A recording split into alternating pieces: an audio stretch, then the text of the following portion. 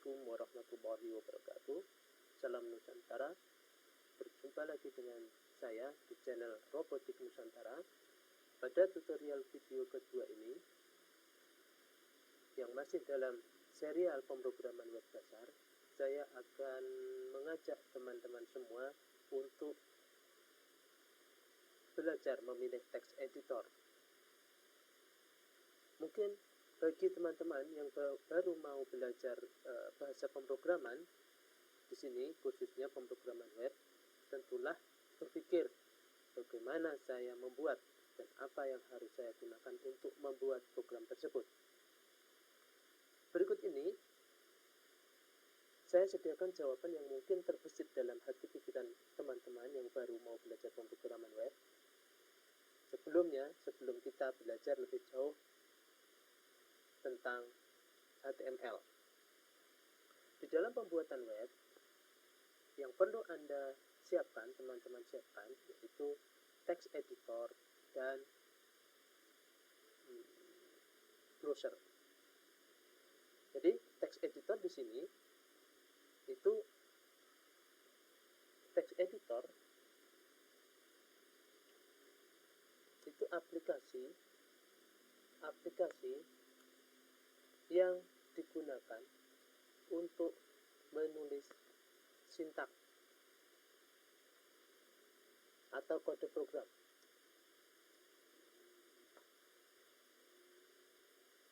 Kode program khususnya untuk kasus pemrograman web ini, yaitu untuk menulis sintaks-sintaks program yang digunakan untuk membangun aplikasi web.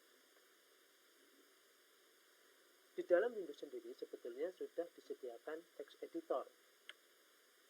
Text editor yang digunakan Windows itu adalah Notepad.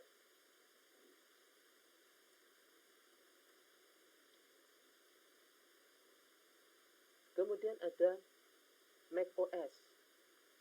macOS itu menggunakan text edit.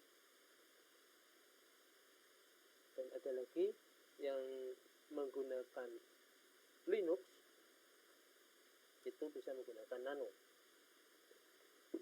Itu jenis-jenis text editor bawaan dari platform operating system. Nah,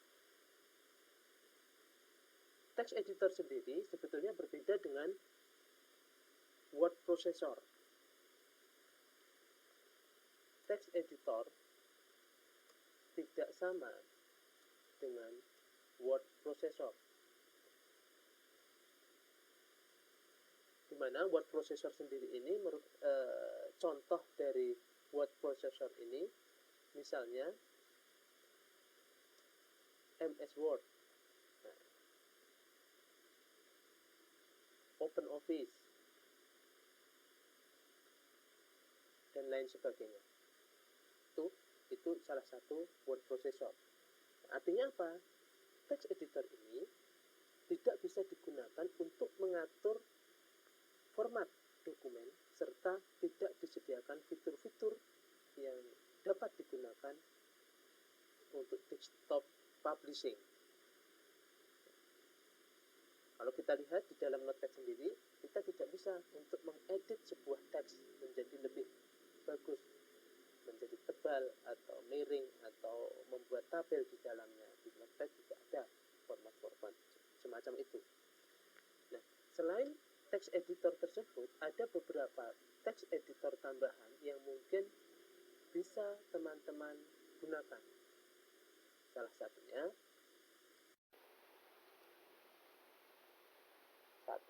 Sublime Text, kemudian ada NetBeans, kemudian ada Atom, ada lagi Notepad,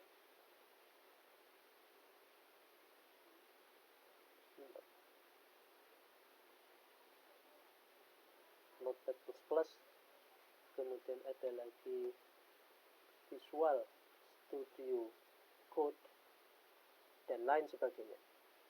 Nah, kebetulan text editor yang saya gunakan di sini adalah text editor Visual Studio Code. Visual Studio Code teman-teman dapat download dari situsnya langsung, yaitu di sini, https code.visualstudio.com. Anda dapat download di sini, sifatnya open source. Download, kemudian install, klik 2 kali maka dia akan terinstall. Kebetulan di sini di PC saya ini sudah terinstall Visual Studio Code. Visual Studio Code. Tinggal klik maka akan terbuka di sini. Jadi tampilan pertama Visual Studio itu adalah semacam ini. Nah, seperti ini. Tampilan Visual Studio Code seperti ini. Untuk menampilkan bagian kiri Explorer-nya, maka tinggal klik pada logo ini. Nah, yang perlu teman-teman persiapkan sebelum kita memprogram sebuah aplikasi web, coba teman-teman install terlebih dahulu di dalam Visual Studio Code ini ekstensi yang akan diperlukan di dalam pemrograman, supaya memudahkan nanti di dalam membuat program. Extension. Nah, di sini klik view, ya, sini view, kemudian extension. Nah, di sini ada extension marketplace. Silahkan diklik, diketikkan di sini PHP. Nah, di sini harus terkoneksi dengan internet. Untuk mencari marketplace extension ini harus terkoneksi dengan internet.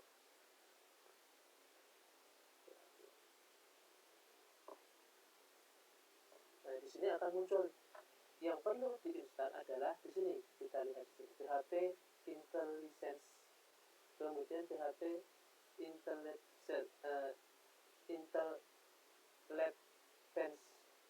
ya, PHP Debug, kemudian di sini PHP Extension Pack, kemudian PHP Namespace Resolver, kemudian di sini format HTML in PHP, lalu ada lagi PHP Symbol, ya.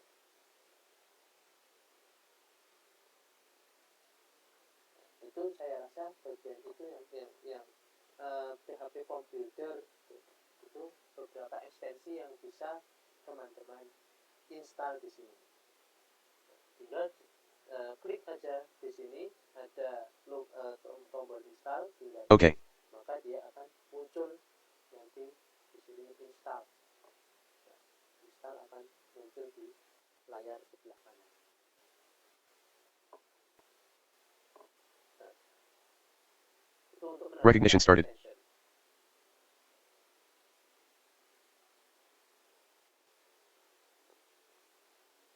Oke teman-teman, jadi itu text editor yang akan kita gunakan untuk kebutuhan pemrograman web ke depan, yaitu Visual Studio Code.